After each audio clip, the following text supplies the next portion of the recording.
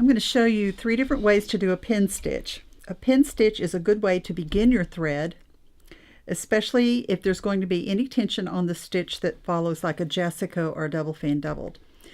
Now, the simplest thing to do is to just go over the same canvas thread 3 times. If you're using a bulky thread like a Silk Lame braid or something like that, this would not be the best option.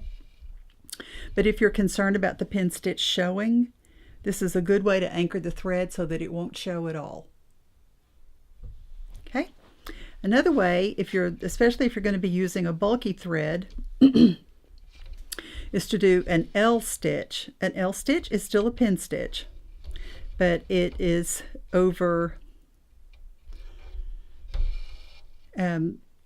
one way and then the other way. It goes this way and then it goes this way. And I've had some people say that when they've tried to do L stitches that it comes loose. So I always take 3 stitches. So my 3rd stitch is going to be back over my 1st stitch. This is going to hold the thread very securely, and this is an L stitch. A 3rd way is to do a T stitch. A T stitch will come up over one thread. I always come back up in the same hole where I started. Then I'm going to make 1 stitch to the right and 1 stitch to the left, and that makes a T. And this is going to hold very securely. It's not going to come loose. Now you can also, and this is good if you're using a bulky thread or a ribbon or something that you want your anchor to be extremely flat.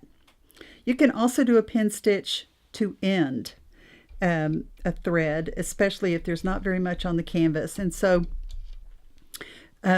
what you have to do is kind of separate the stitches that are already there, and then you just do your pin stitch.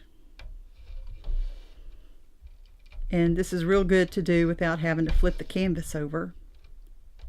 Again, I'm going to go 3 times.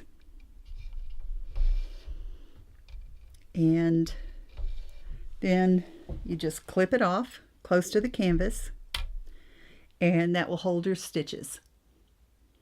So that's 3 ways to do a pin stitch and a pin stitch to end.